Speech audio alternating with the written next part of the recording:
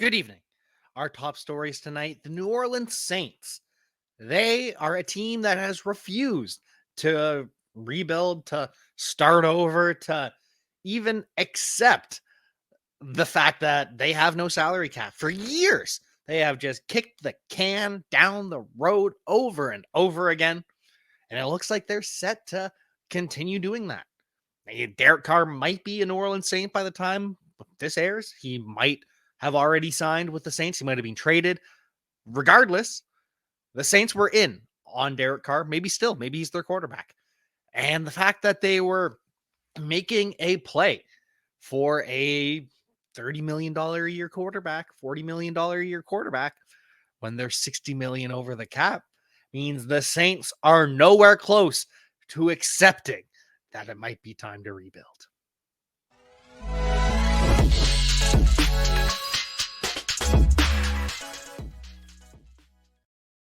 And so this is all going to be reported before a lot of these moves have been made. If the Derek Carr trade has gone through or not. It's currently Friday, the 10th of February. So all cap listed. It's for that purposes. $60 million over the cap. That is a lot. That is worst in the NFL. Dead last, New Orleans Saints. They can save a bunch of money, though. They can save money by cutting Michael Thomas, $13.2 million.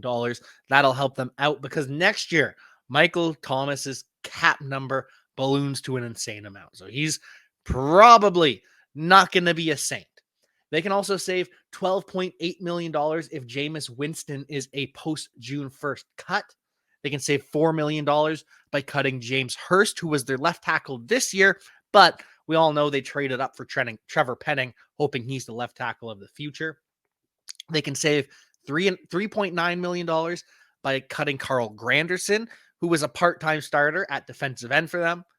$2.7 million will be saved by moving on from Adam Troutman, Captain America, and $1.2 million can be saved by cutting Zach Bond, who is a rotational linebacker, and $1 million each for cutting backup quarterback Jake Luton, long snapper Zach Woods, and running back Eno Benjamin. But that's not a lot.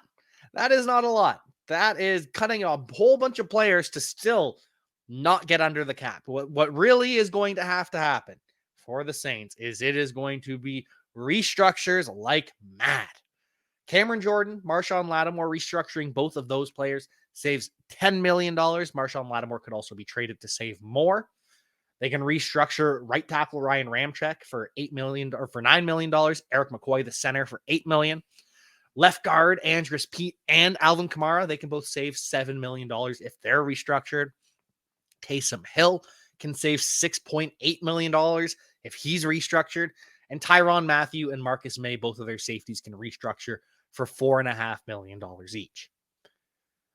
The question is why? Why continue to bang your head against the wall and miss the playoffs and just kick the can down the road another year? Really, when Drew Brees retired, I get they still had Sean Payton and he wanted to go all in, but they should have accepted that it's time to rebuild. Drew Brees is gone. Let's start a new evolution of this team. But they didn't.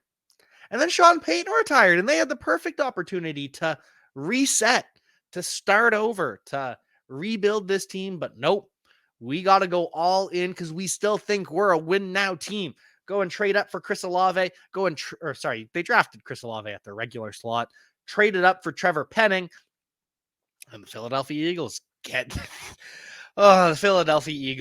10th overall pick this year because of the Saints' unwillingness to accept who they really are. And that is a team in need of a rebuild, a fresh start, a new beginning. And it's not going to happen. They're going to continue to kick this can down the road, and they will continue to miss the playoffs, continue to struggle. We'll see if Dennis Allen is fired after this season, but things do not look good for the New Orleans Saints, whether or not Derek Carr is their starting quarterback. Whether or not they could have Lamar Jackson at quarterback, and the Saints would still be in trouble for the foreseeable future. Because this is a team that has kicked the cap can way too far down the road, and it's time to pay the Pied Piper, and they just won't do it. They still think that they can go for another run. They really do. They think that, well, you know what?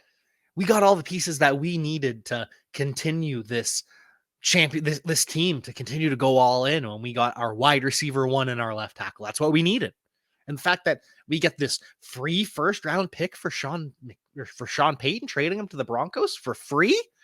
We didn't even have to do anything, and we got a first round pick. We can just keep going all in. We've got a second round pick. We've got a third. Saints have a lot more picks than you would expect this year.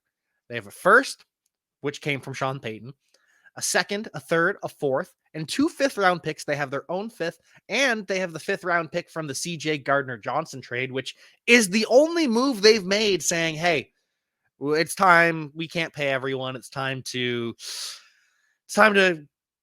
accept that fact. And then they've just kept acting like a win-now team. It doesn't make sense. They're going to try and go on another run, and it's going to fail. But what do they need? What does this Saints team that is still in it, still making a run, still thinks they're competitive, still thinks they can compete, what do they need? Because we know they've got their wide receiver one and their left tackle. That's what last year was all about. But they obviously need a quarterback unless they've already got Derek Carr, because Jameis Winston will not be the QB1 for the Saints.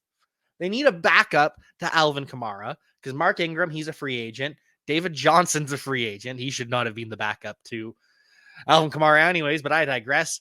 Eno Benjamin is currently slated to be the backup, and we've seen how teams have been willing to use him since he got cut by the Cardinals, which was weird. But they need someone. They need someone to handle some of that in-between the tackles work for Alvin Kamara. They need a wide receiver 3, because we're expecting that Michael Thomas will be cut, save that $13 million, and then you don't have the crazy cap hit in 2024. So that would mean they need a wide receiver 3, because we know Chris Olave is a wide receiver 1.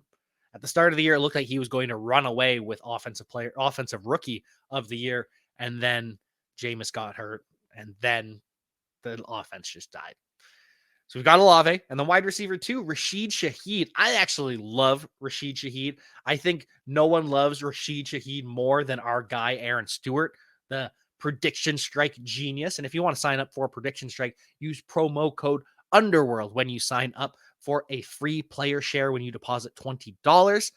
And then you can hop in the Discord, and Aaron will tell you all about the plays you should be making, including investing in Rashid Shaheed, who is fine as a wide receiver 2 for the Saints. We've seen how explosive he is in small sample sizes.